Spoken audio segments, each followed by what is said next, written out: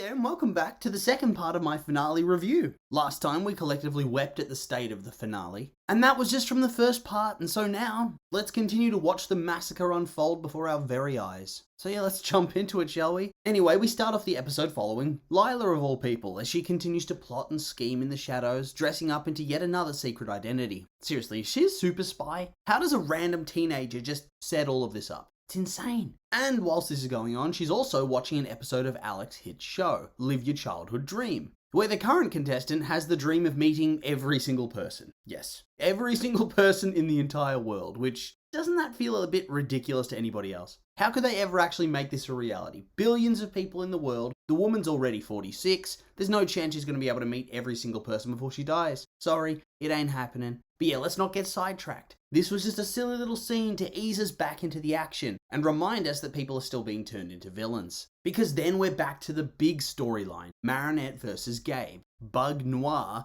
I'm just going to call her Ladybug, versus Monarch. And yeah, this fight, it slaps. The story behind it, maybe not so much, but hey, credit where credit's due. This is a good battle. Probably one of the best in the show's history. Very much enjoyed Gabe lashing out and talking about how Marinette really does have the most absurd luck possible. Some would even say plot armor. And referencing all the times that he came so close to winning, only for her to somehow defeat him with the most mundane objects possible. And yeah, I don't usually do this. I just gloss over the action because I can't be bothered narrating every single punch and kick, but there were some great moments here. And so you can't really go past it. For one, when Marinette just drops a grand piano on top of Gabe's head, that got an audible laugh from me. And then she blasts his ass through the wall with Cat Noir's staff. Seriously, this battle got hardcore very fast, and I'm all here for that. And whilst I know some people don't like it, Marinette being able to use her abilities at will now, without having to transform back, it does make for more compelling fights where they can make villains a lot more powerful, as now the heroes are more powerful and they can keep up, which in turn, I think has the potential to make things a lot more intense and exciting. Instead of staying at this cool final boss battle though, we are sent over to the houseboat, where the Resistance is still trying to overpower Ivan, who even without powers, would have been so ridiculously big that they'd have to struggle to bring him down. I mean, look at the size of this man. But here with superpowers, I mean, should he not just be destroying these people? How has being turned into a supervillain nerfed him so badly? Before, he was legit built like a rhinoceros, and now he's like some lame Squid Game looking weirdo. Anyway, they get the ring off him, and then they have a massive group hug, as you do. Before we're over to Shanghai to see Marinette's uncle getting attacked by some of the villains for some reason. Why are they attacking him? Who knows? It's never explained. Aren't they supposed to be going after Ladybug? Who knows? It's never explained. I mean, she's suited up with both Miraculouses. Should they not be able to track her signature now? Why are they not portaling in to dogpile her? Gabe would win so easily. The plot armor, it's intense. Why are they just terrorizing civilians? We'll try to move on from that. But I gotta say, Wang was whooping some serious ass with that wok. Before the nightmares got him at least. Faye then powers up as the monkey and defeats the goons, before we cut over to Suhan and Jagged Stone and Luca and, what's her name? Seriously, what's her name? And they're also beating down on goons, because I guess they've trained as guardians off screen for some reason, and have developed their Mira Kung Fu, their Mira Kung Fu skills unrealistically fast. Also, Jagged. You're a terrible parent and guardian. He ditches his family for like 16 years or something. He comes back, he plays the role of Disney dad, getting gifts and all, just being the fun parent, and then he finally takes responsibility to protect his son, promising that he'll keep up with Luca's education on their world trip. He promises that to his ex-wife. Instead, he gets the family inducted into a magical cult. Nice. Once again though, why are these dudes even attacking them? It makes no sense. Go to Gabe's house, you stupid villains.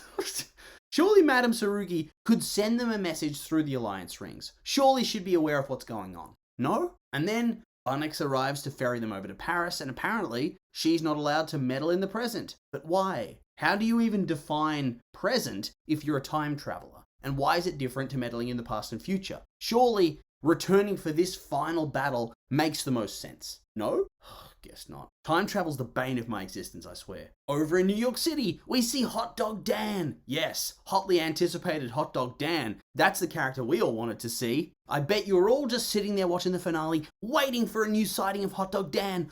Oh! Oh, look at him, he's there! Seriously? This is who we're focusing on? Man. We then see Superman and Batman straight off the pages of one of the writer's gender-swapped romance fan fictions, with Robin and Supergirl also doing their thing. And I mean, obviously they have their actual names, but come on. Even more than Ladybug being Spider-Man, these are the laziest 4 rip-off characters we've seen in this show. Also, still no good explanation as to why the villains are just trashing the world and why the villains don't know that Marinette has activated the Ladybug and the cat. I mean, hell, wouldn't these guys know that Ladybug had previously activated her Miraculous in Paris? So why are they beaten up in New York? Doesn't make sense. And can't they track that quantum signature? This is not like when Marinette swapped Miraculouses with Adrian to avoid Natalie. I thought the computer and the rings were tracking the energy of the Miraculouses. So if it is activated by anyone, doesn't matter by who, it would show up. Same as if Alia had used the cat, it would have tracked her. This is just dumb. This is plot armor and it's dumb. Anyway, we finally get back to the main fight in the mansion, finally, where Ladybug has handcuffed herself to Monarch, so there's no escape.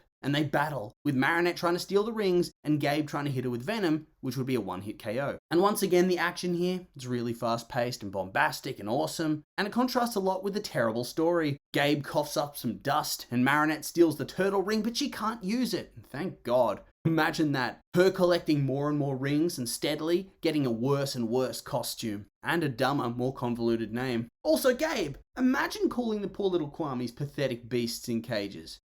Tell you what, if Marinette doesn't finish off Gabe, Peter's going to be paying this fool a visit. And so the epic clash continues. And yeah, they fight, and it's awesome. But what else am I supposed to say? I know I said I wanted to talk a bit more about the play-by-play, but you know what? If I wanted to do that, I'd be trying to be an MMA commentator, not making YouTube videos about a cartoon. It looks good, and it's awesome. But the flow, it keeps getting interrupted by the cutaways to all the minor characters who don't even factor into the ending at all. There's the Resistance who team up to free Mr. Damocles, and then the American heroes turn up and, let's be real, they do jack shit. They turn up, beat up some goons, and accomplish nothing. And since Monarch has no superpowered sidekick, it really gives these minor characters nothing to do except fight the Swarm, which gets old very fast. And I mean, maybe 20 minutes of Gabe versus Marinette would get boring, and yeah, it probably would. But I think you could have cut down on some of these side scenes. And on top of that, maybe if that included Adrian with Marinette in the mansion, then honestly, I think you could justify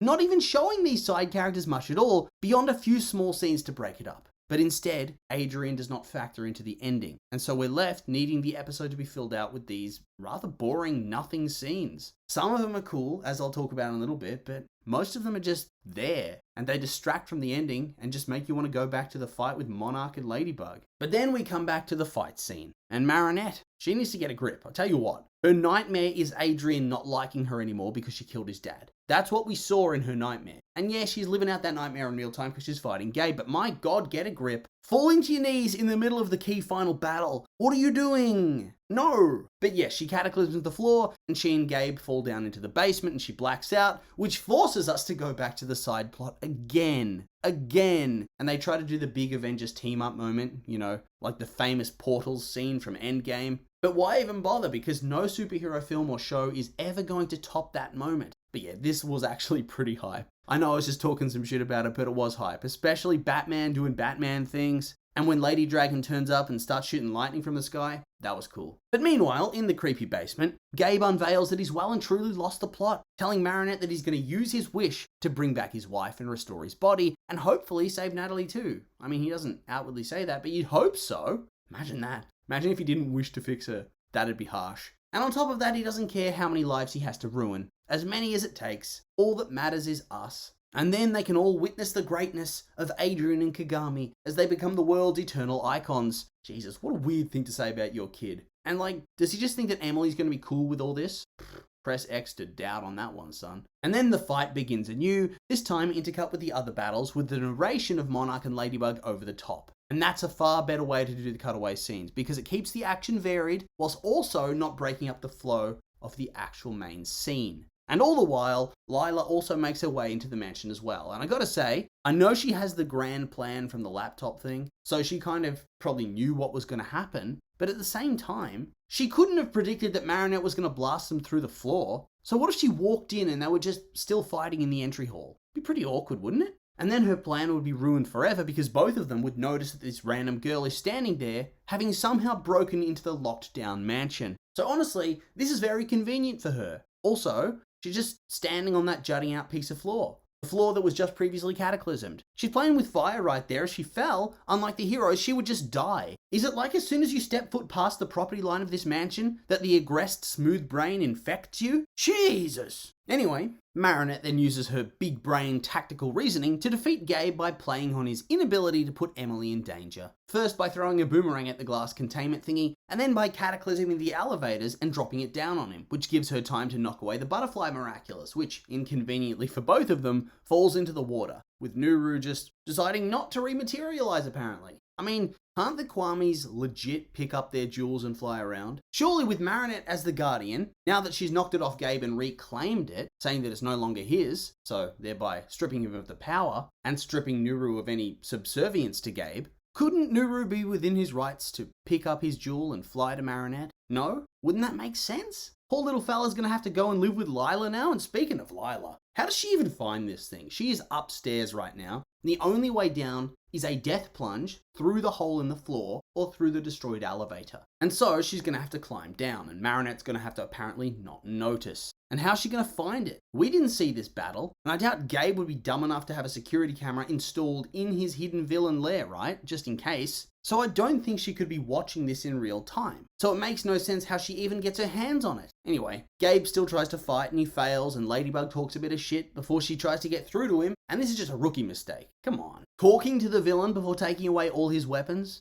Ugh, but whatever. She tells him that no matter what happens, even though she won, he's going to die. And that's a sad thing. You know, not really, for me. The dude's awful, and I kind of think he deserves to die. Maybe that's a harsh thing to say, but look at the facts. Abused his son, tortured many random citizens of Paris, tried to overthrow the government, doesn't care who he kills to replace Emily, doesn't care who gets injured to replace his injury. What if it's two children? He just doesn't give a shit. Yep, off to the gallows with this dude. But then Marinette plays a clip of Emily where she says that she doesn't want Gabe to bring her back, and Gabe cries, and he has a revelation that has been long overdue that all he did was make things worse and ensure that he and Natalie are both going to be gone and unable to help Adrian. Of course, Gabe in his desperation then asks Marinette to make the wish, which she won't. But she says that they'll find a different solution, and she de-transforms for some reason. It's like, come on. The dude's been villaining it up for the best part of a year. I know, just a year. Come on. And she's battled him time and time again. And he seems completely remorseless about what he's done and how it's affected people. He only cares about himself, Natalie, Adrian, and Emily. The dude's a prick. How do you trust this person? And how could you be so stupid as to look away from him? And what do you know? She gets got. And he takes the Miraculouses and tells the Kwamis to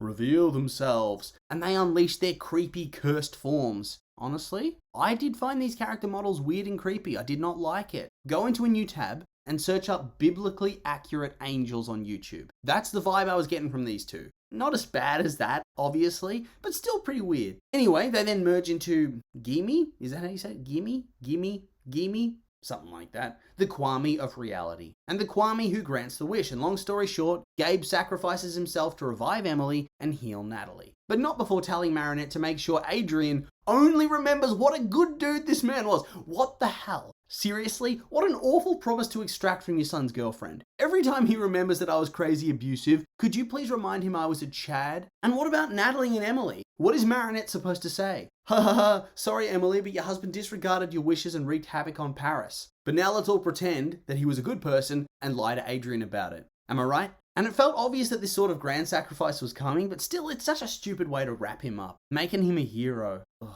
At least he went out with style, I guess. And so we begin the epilogue. The dumbest, shittiest epilogue of any show I've ever seen. Oh man. Okay, so it's all happy and we do not see the aftermath of the battle. That's right. We do not see anybody's reaction to what went down. It skips ahead like a month or two. Emily's back now. And this is treated by the story as an afterthought. An afterthought. Yes, this character whose death put the entire storyline into motion, and her return is not addressed on screen. She's just there, and everyone's acting like it's normal. I mean, we don't even see her reunion with her son, or her sister, or Natalie.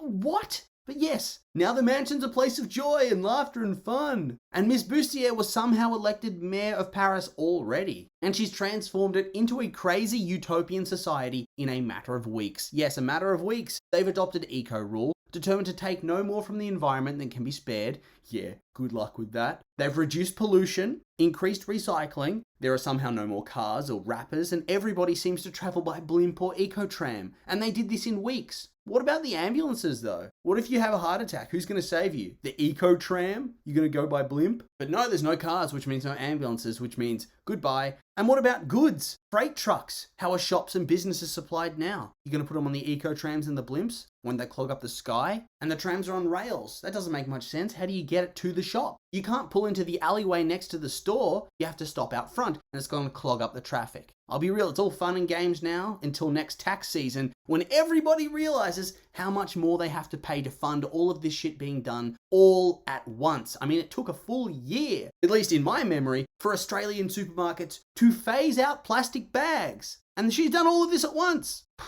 Not to mention, they just seem to have slaughtered the French car industry and no one gives a shit. Imagine how many jobs have been lost because now Paris, the biggest city in France, one of the biggest cities in Europe, no longer allows cars. How many cars are in Paris alone, you reckon? I'd think quite a lot. Not anymore. Thanks, Madam Mayor. What about packaging and wrappers? How do you store things? What is going on? And then we learned that all the alliance rings were recycled to make a statue of evil Gabe. You kidding me? And Madame Saruki's getting all the credit, which is just awful and cringe. And I mean, is Kagami being forced to live with this awful bitch of a woman? Seriously? She was going to have her daughter raped by mind control.